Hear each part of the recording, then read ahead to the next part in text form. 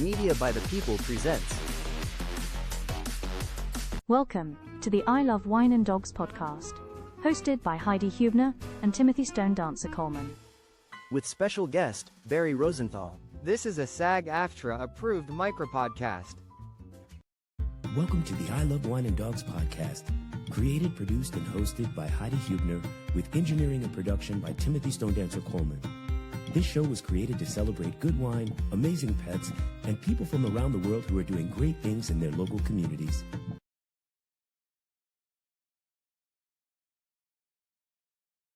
Welcome, everybody, to another episode of the I Love Wine and Dogs podcast. This is Timothy StoneDancer Coleman here with my sister from another mister. It is Heidi. How you doing, Heidi? Great. How are you, Timothy? Everything is good over here in the Bronx, New York. Well, listen, I got to say, I'm so happy for our guest today, Barry Rosenthal, but I want to backtrack for a quick second. So even though the timing of this when we put the podcasts out, I just got back from my high school reunion, which was super fun. And our guest, Julie Fingerish, author of the book Stay, saw her in person. And so she said to give you a big hug, and she really enjoyed being on the show. She was amazing. Listen, and I got a copy of the book. It finally showed up, and I can't wait to dig in. She was an amazing guest. I know. I love it. It was fun, and I'm hoping she's going to write a second book, so we'll see. She didn't say that, but I have a feeling something was a brewing after the reunion, so we'll stay tuned for that.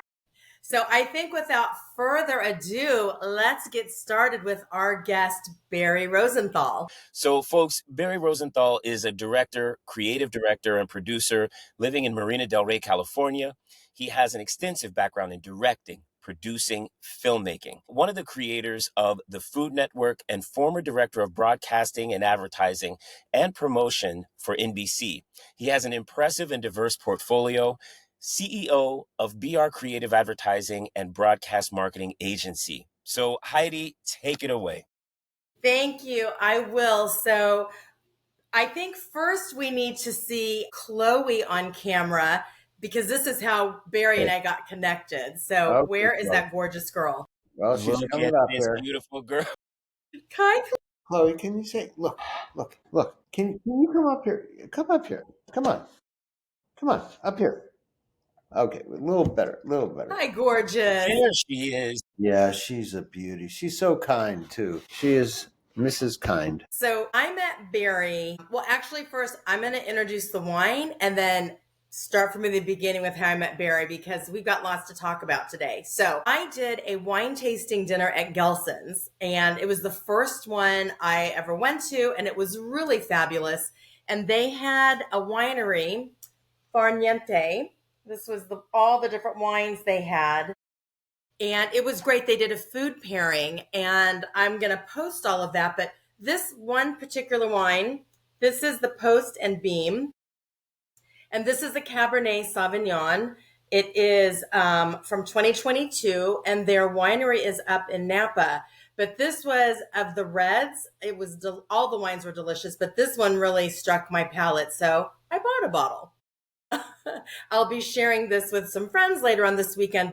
Just wanted to introduce Farniente. A lot of people do know this wine. It's very popular, but it was really great to taste all of the wines at the dinner at Gelson's. So now we're going to go back to Barry.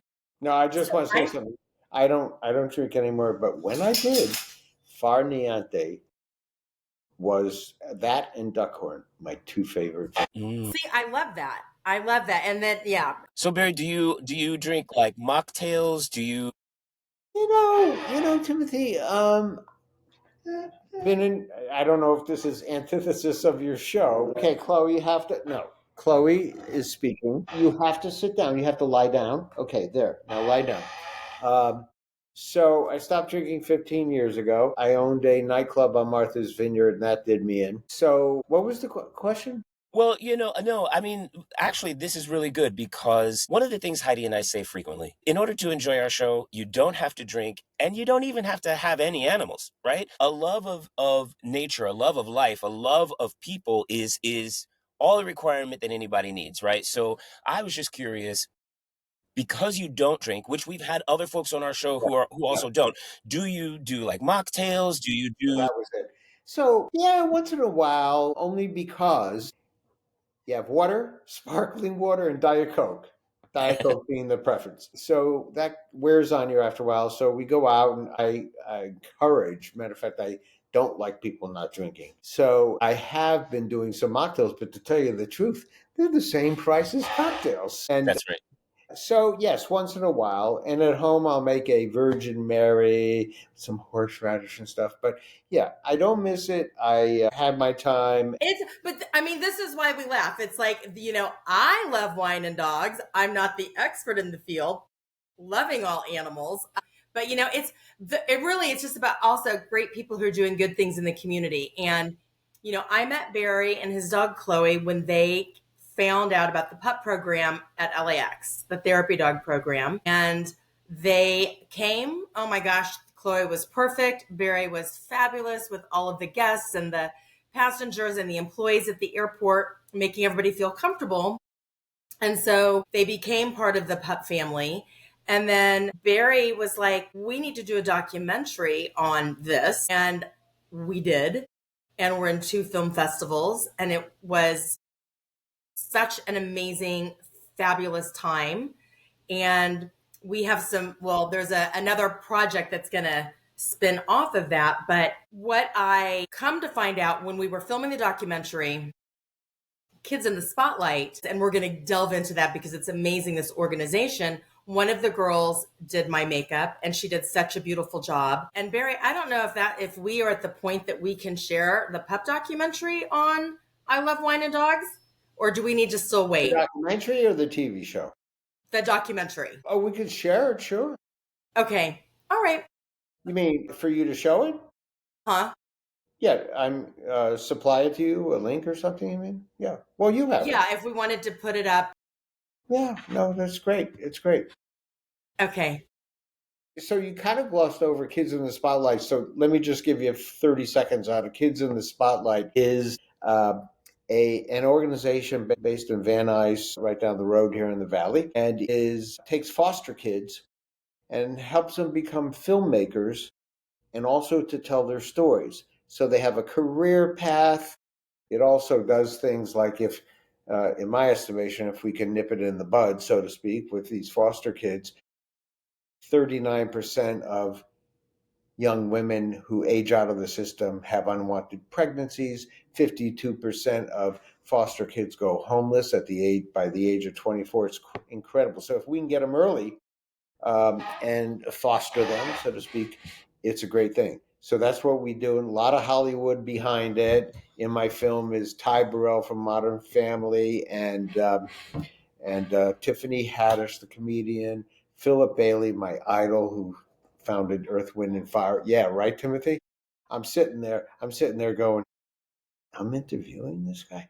I mean, come on. But Ringo Starr.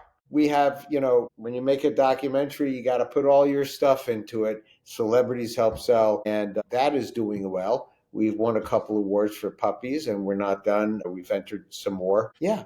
So, but the film was so eye-opening. So Stephen and I went to the screening, and it's staggering and heartbreaking of what is happening and what Kids in the Spotlight does, and these films that these kids have made and the opportunities that they have. It just warms your heart because they are given a chance and they're going to do amazing things in their lives. And they would not be able to do if it was not for this organization. So Barry, how did you get involved with Kids in the Spotlight? Well, first of all, I want to say there's 2 people in 2 of my films, A Pup Story and Dream a World, which is who are leaders. And that's Heidi and Taiji Charity. These are founders. You don't find these people walking the streets, or maybe you do, but they are special people. When I saw the program at LAX, she kind of glossed over it. It's not just, let's make a documentary. I remember the moment I said, anybody ever do a film about this? And Heidi said, well, A&E or somebody was interested one time, but no. I said, I'm going to do a film. And, this was self-financed, and I shot the whole thing myself, and it was just a labor of love. So about, I don't know, 3 years ago, I went to my first film. I get tongue-tied on TV. My first film was called The Jewish Jail Lady and the Holy Thief. And it was about this whacked out couple who met in jail, and he became a rabbi in jail, and she was a sex addict, he was a felon. And what they did was they got together, fell in love, and started a recovery program that is far and above any recovery program, any of these $50,000 a month things and stuff. They cure people. They were eventually kicked out because every other word out of the rabbi's mouth was F-U-C-K.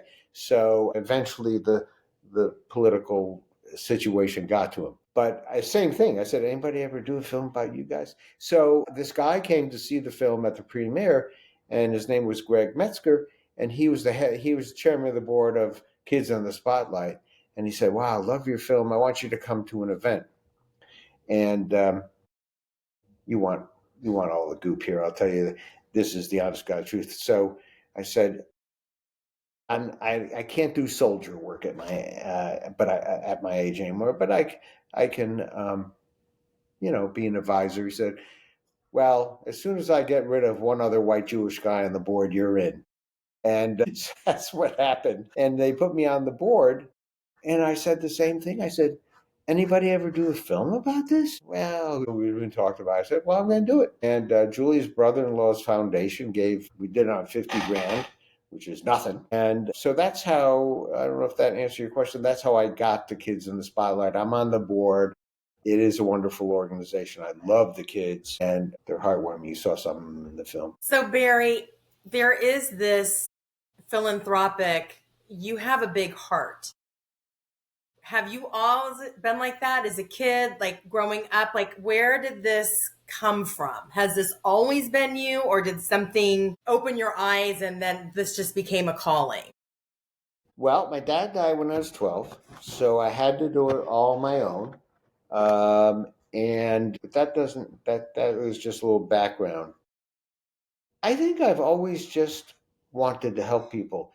I always say, and this really is true, I want to get up in the morning and create something and help somebody. So if I'm not doing a film or something, I'm going to make an eggplant parmesan.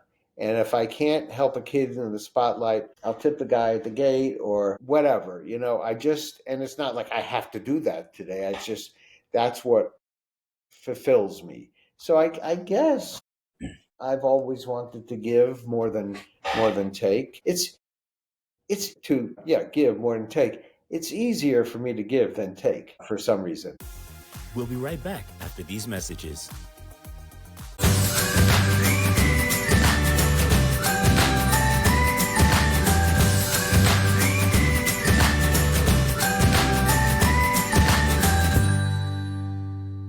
Watch season 1 of I Love Wine and Dogs on Spotify. Wherever you live, go to your local shelter or work with your local rescue group to bring in your new forever loving baby if you're ready. Remember, you got to make sure you're ready for this commitment, but you can foster, you can volunteer. There are so many other ways that you can give back and help your fellow community in the pet world. Like, share, and subscribe on Facebook and Instagram at I Love Wine and Dogs. Welcome back to the show. 3 films I want to make, but I'm kind of tired, so I don't know what I'll do. Matter of fact, I just got stood up by a guy and it's only because of misunderstanding, and tell me if I'm off target. This guy, you may have read about him in the news. He's going up to homeless people and giving them a one-way ticket home. He's been all over the news. He lives in Santa Monica. You may not, well, he's all over the news everywhere. But so he lives in Santa Monica. He's a very wealthy guy, and the homeless are sitting in front of his properties and ruining him. So he's really pissed off. And so he goes up and said, Timothy, I'd like to send you back home. I want to know through a video that your parents or friends are going to take you or whatever. And I'll give you a plane ride back to Detroit or wherever you're from. And it's interesting. So I thought I might, and I still might be interested in getting the word out. But more apropos, a film I have in my mind is called 120 Seconds. And it takes us to 60 different places in the world at the exact same time, whether it be midnight or 4 p.m. or whatever it is. And we see what those people, it's kind of just like a security camera looking at Heidi in her office talking about dogs and stuff. And then cut to Nepal, where 3 people are at the base camp. And what it is I think, gathering an understanding of what people are doing. Like, we're so small, and we're so small in a very small space in time that we'd be silly to think otherwise. So if we knew what, some kids in an Indian boot camp are starving, and I was in Haiti and they're playing, their toy was a little plastic bottle that they were dragging around like a train. Come on, guys. And then my grandkids are complaining that they don't have the latest PlayStation. It just would be a better understanding of who we are and who the world and what happens in the world. I think that's fantastic. The other one real quick is about power and money. I'm sure there have been a lot of films done about power and money, but I would enlist the experts to delve very deeply. This is a big research film on what goes on up here. To take an Elon Musk, what makes him, what drives him, but not just money and cars. I want to get into the brain matter because it's sick. That's all. So anyway. Okay, yes, you're not going to retire anytime soon, but I think that would be fascinating to see, because, okay, social media is everywhere, right? But at the exact time, like you said, what is everybody doing? Yeah, you're absolutely right. Great insight. We were just in Iceland for a week, and Iceland will make you appreciate LA prices, by the way, and New York prices. We got to this pastry shop in the middle. There are glaciers around and nothing for miles, and then this pastry shop you would die for to have lunch. And there are these nice people, nice kids and older people working it, and I said, this is great. And guess what? Not everybody's talking about these idiots we have here and on both sides in the rest of the world. Trust me, there's life out there, folks. Good life. Nice people. Life is good. Live your life. It's beautiful. Barry, bring us some good positivity. The nice part about not working anymore is you don't have to be worried about deadlines. Deadlines were the worst. I hated deadlines, especially in the advertisement. I get a call 11 o'clock at night. Did you change the logo? No, but I can do it in the morning. No, what has happened now? So I'm so happy to be done with that. And I won't do a project you're going to have some deadlines and stuff like that, but nothing heavy. And I've been doing a lot of personal work. I have a therapist guru. He started out as a therapist because he's an elderly, he made his money, and then at 62 decided to become an elderly wellness therapist. And so in your 70s, which I am, it becomes like, what do I do? How do you handle retirement? What's next, Heidi? Excuse me, as you said, I'll never retire. I had 3 hours the other day. Julia was out, and what do I do? And I said, I'm going to watch The Hunting Wives. Have you seen it? Yes. Haven't seen that, but isn't it funny how there are times when you're like, I need more time in the day. I need more time in the day. We're trying to do all these things. I've got all these things on my plan. And then you flip to a whole nother phase of your life. And it's like, okay, now what am I supposed to be doing? Right. And he's helping me with, won't get too technical, about self-realization, who I am, where I am. I'm an asshole. I'm a good guy. Whatever. Self-actualization of where I want to be. Mm-hmm. And then self-optimization, which is, let me get there. And I am working on that part now. Probably dates back to childhood, losing your father, all that kind of stuff. It always does. But I had some anger management issues. I'd blow up. And he has helped me with things like breathing exercises. If Heidi, and she would never piss me off, but I'm just using an example. If she would, I would hold my breath for 10 seconds, 3 times in a row. it's distraction, whatever it is, and would work. So I've been really getting good, and especially in relationships and stuff. But yesterday, Heidi, when Julia's car, she calls me from Beverly and Olympic. There's no place to park. People are honking their horns, and her brand new car dies, electric car. And she was good. She didn't freak out. I said, okay, I'm coming over. I raced like I swear at the other guys who race around here, but I was one of them. I got there in about 15 minutes, and I'm good in crises. And I said, okay, I pulled him back, opened my trunk, and I call. She's been calling BMW roadside assistant. Well, we're going to take an hour and a half. And I went, no, call AAA. AAA, 20 minutes. And she's following AAA. They're terrific. And I'm calling the dealership, like, okay, what do you want us to do with this car? Please hold. Okay. No, can I have the service department? And I let the receptionist have it. Like, I tore her a new one. And when I got back, I texted Lawrence and I said, I lost it today, Lawrence. I guess nothing's perfect. And he said, you know what? It was a confluence of stuff. It happens, but I was aware of it. So, trying to improve at my age, it's kind of cool. And I don't have the other pressures to chip away at it. So I'm just trying to be the best person I can. And so, yeah, there's a lot of positivity in life. You're one of them, Heidi. Timothy, you're another one. Thank you. And I tell Heidi that same thing. I told her the other day, I was like, oh, you always make me behave. It's like, right? That's boring. Well, you know what? In some cases, I want to let loose, and she's like, you know what, brother? Is it really that deep? Right. And so I have this thing that I do that I don't know where it came from, but I will also pause. But for me, pausing isn't like a deliberate, I'm gonna hold off for 10 seconds. I'm actually crossing off the top four things that I really want to say to someone. And by the time I get to the fifth option, I'm ready to go and we're good to go. That's great. I'm gonna use that. I'm gonna make a note of that. Cross off those first four things, and you can. Where'd you learn that? I don't even listen. It just settled in on me one day when it was like, okay, I heard someone say one day, well, I'm a professional in such and such a space. You really don't want me to give you something off the top of my head. I need to research, blah, blah, blah, blah, blah. And that one statement kind of just manifested in me, and then that's how it came out. So I need to really cross off these first four things because those are all going to get me in trouble, and let me land on this fifth thing and let it go.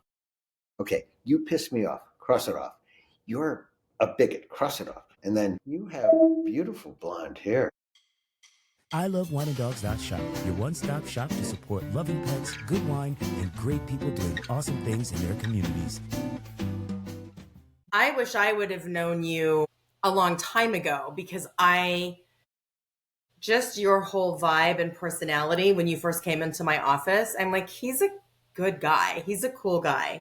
Chloe, forget it. She's like such a sweet girl, but there's just so many parts of you and your heart is really huge. And you got to keep doing these projects. And I'm telling you, dream a world that should be shown at conferences and to corporations to people wake up, look around, look at these amazing kids. We have to give people opportunity. Maybe, and one of the kids, I think, said it in the film, they don't know if entertainment so much is going to actually be where they end up, but the opportunities of what they learned and the people that they met. And these are all really smart kids. No, it's really nice. By the way, November 1st, I'm really bad at promoting, but November 1st, if you can make it near you, closer to you than me, at Paramount Studios, they have their Academy Awards. Oh, yeah. The kids, they dress up the kids, they have them in limbos, they have a blue carpet because it's blue. A lot of celebrities come, audience fills up. And in the past, so the kids make films throughout the year. I think it's 10 of them. So they've done in 13 years, 16 years, over 100 films. and now they're ramped up, so they do about 10 a year. And in the Academy Awards, they would show all the films. Well, it's a 4-hour ceremony, so I said, no, we're not going to do that. So it's down to about a 2.5 hour ceremony. You've got James Pickens from Grey's Anatomy. You've got Zach King, the influencer. You've got all these people presenting, and big, just like the Academy. Yeah. And I would suggest you and Stephen and whoever else, I'll send you a link. But Please do. I would love you to come, and I'll buy tickets if you want. Kit's awards to Heidi. Barry, do you have any brothers or sisters, or are you an only child? I have one brother. He now lives in Myrtle Beach, South Carolina, and Barcelona. So that'll give you a clue that he did well in life. And what he did was he invented heart stents. Yeah, originally. And because our father died, I was 12 in grammar school. He was in high school. When I was in high school, he was in college. We're not that close. And he's more of a suit, a brilliant guy, and fun and creative, but he's definitely to the vest. And me, I'm an open book. So we had interesting interactions, and from time to time, we bought a nightclub together on Martha's Vineyard from Carly Simon because he wanted to do a restaurant, and I've been promoting music for a long time, and way to lose $1 million, but it was a blast. And so we were close then, and then through that, the way it ended, not so good, not between him and I, just tough to run a nightclub. And so, yeah, he's, and actually we're talking about, haven't seen him in a while, talk to him every once in a while, but we're close. We love each other. I mean, we love each other. And so that's Arthur. When my mother, who raised both of us nicely on a secretary's salary, I don't know how she did it. And I said, Mom, I'm going to go to Emerson. I'm going to go into TV. And she went, everyone needs their TV fixed eventually. And I said, no, not that kind. So I did a double major because I didn't have any leeway. Did a double major in radio and TV and then filmmaking. And after that, I went to work at Houghton Mifflin Publishing Company in their film unit, and I was making educational films. That was boring after three years, and I decided to go into TV, and that was the opposite. And I was making documentaries right off the bat. And that's what I wanted to do, make documentaries. There's only one trouble. What is it, Timothy? Documentaries. Well, you've always got to have some money. You always got to have a story to tell. You've always got to. You can't make money at it. Yeah. So even the best of the best now, maybe, but so I decided to go into television, into marketing, and then advertising, and did work at NBC for a while. And then in my retirement, I said, "What do I want to do?" And this is what I want to do. This is sort of my calling. So where did the moment for the Food Network come from? How did my agency specialized in entertainment marketing. Mm-hmm. So I had two agencies, one for 10 years, and that had a great run. I actually had an office in LA for a while, but nobody wanted to come out here because we all had little kids. But we launched the Gladiators, Regis and Kathy Lee, Sally Jesse Raphael. You don't remember that name? We do. I do. Come on. Do. Oh, yes. Phil Donahue, Yep. You name it, right down the line. I was the talk show king. And then I got a call from a guy named Reese Schoenfeld on a Sunday. I was barbecuing hot dogs. And my wife at the time said, "There's a guy named Reese Schoenfeld on the phone." I said, "No, you're kidding, right?" And Reese and I had worked briefly at Orion Pictures. And he got on the phone and said, "Barry," he was the guy who invented CNN, by the way. Mm. There was no CNN before Reese. And he said, I was really impressed with your skills, and I want to launch this thing. It's a 24-hour food network. Nobody, people are, now 24-hour food network. Are you kidding me? So I said, and it's in a book, and I said, "Reese, you could be launching the 24-hour poop network, and I'll be on an airplane tomorrow." He said, well, not tomorrow, but can you come Wednesday? I was in Boston. He was in New York. I said, you bet. Him, me, and a couple of other people kind of just renegade. They didn't have a lot of money, but we did it. It's interesting to talk about yourself, being me right now, because I have talked about it in therapy and stuff, but I have had a very rich life, and I don't mean money. And then you talk about the Food Network, and then being with Joan Rivers at Astoria Studios, and she said, "Wow, I can't continue to shoot unless I have peanut M&Ms." I said, "I don't know if they have peanut M&Ms," and we searched every vending machine till we found them. Uh, Robin Leach with Lifestyles, and oh my God, when I think about it, I don't even know how I got through it.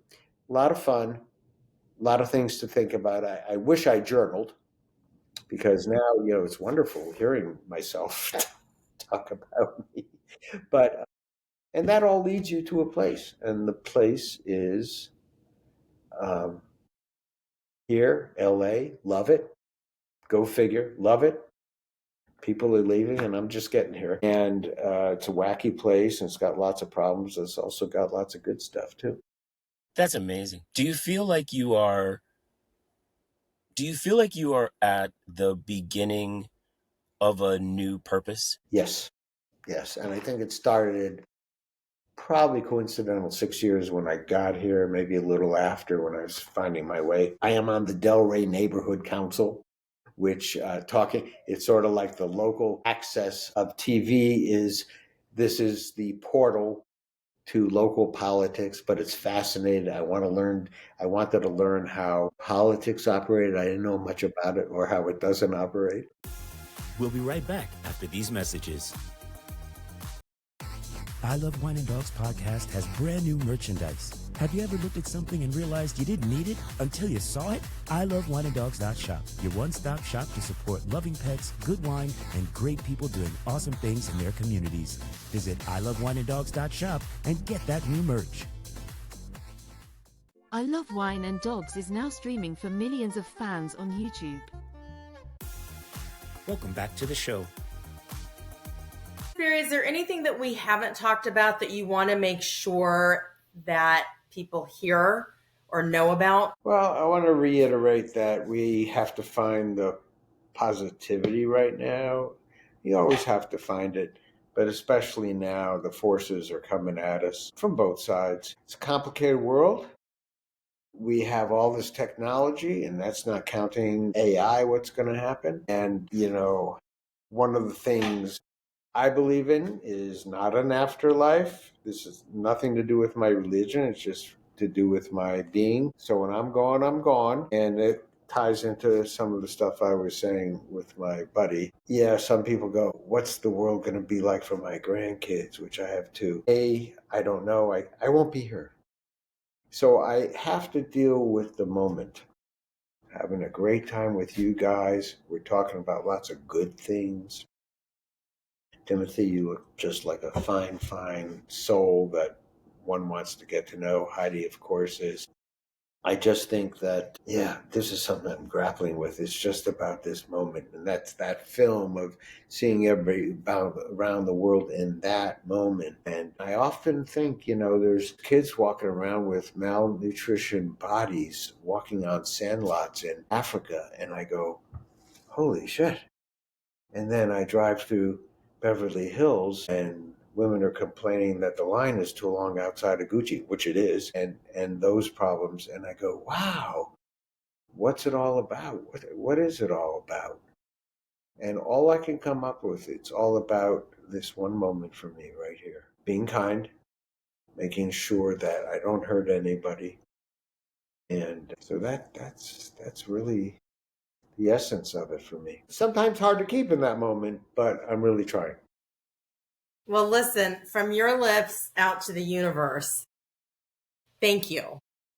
Thank you on so many different levels. You've got to make that film, Barry. It's just, if that's not crystal clear to you after this conversation, I'm telling you, I'm right. You've got to do that film.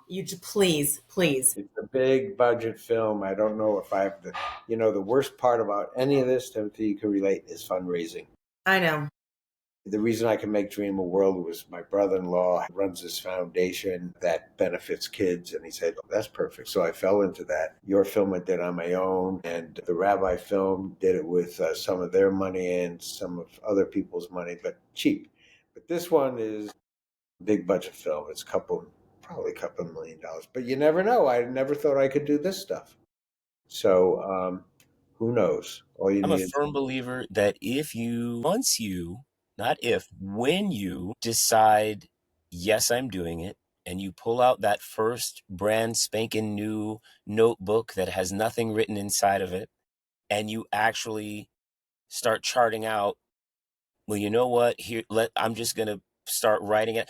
The forward motion, right? Like one of the things that I say to a lot of my students is if money and resources weren't an issue, what would you be doing? And you get all these amazing ideas and all these things start coming out of people. Well, I would be doing this, or I would be doing this, and I would do.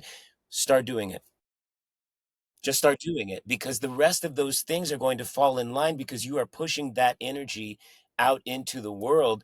And I believe God is going to honor that. And I believe that the other people are going to show up and you're going to be like, oh my God, where'd this person come from? Like, I think you're right about that. I absolutely think it's just how much energy do I have at a given time to put out.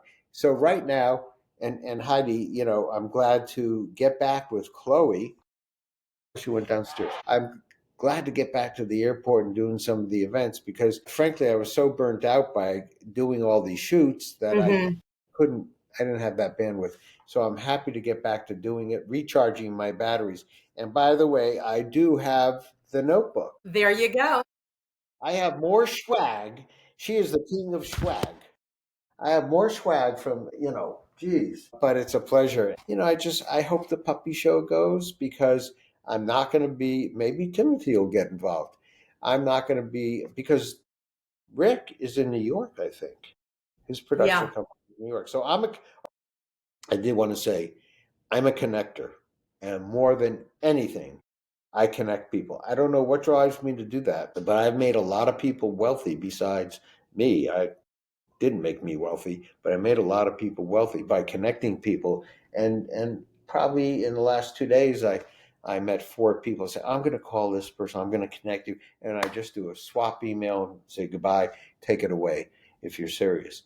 But if the puppy show goes, I'm not going to be shooting. I'm not going to be editing, maybe advising or something like that, but I'm not going to be producing or directing. Barry, thank you for being with us. Thank you for being on our show. It's an honor and a pleasure, and you were always going to be my friend forever and ever in my life. That is for sure. Don't make me cry. Yeah, and when you said that the first time, I think I almost lost it. So, and that's the way it happens. And Timothy, I hope we're connected. And yes. I love the chair you're sitting in. I used to, when I was in New England, I had all that kind of stuff, and I still have a couple of things like that. But sometimes they take them out of old churches and stuff. Right. Well, thank you so much for having me. This is a pleasure. I never get to do stuff like this. So this is a real ego trip, and we all need those once in a while. That's great. Well, thank you. If you need anything else, let me know. And Heidi, we shall talk soon. And Timothy. All right. Well, don't get off quite yet, Barry. Thank you so much for joining our show. Remember, adopt, don't shop. Please follow us on our social media and follow us on our YouTube channel, I Love Wine and Dogs, where everything happens, where we're talking to just great people doing great things in the community and giving back, because that's what it's all about. And Timothy, on that note, love you. Barry, love you. And until next time, make it a great day, everybody, and cheers.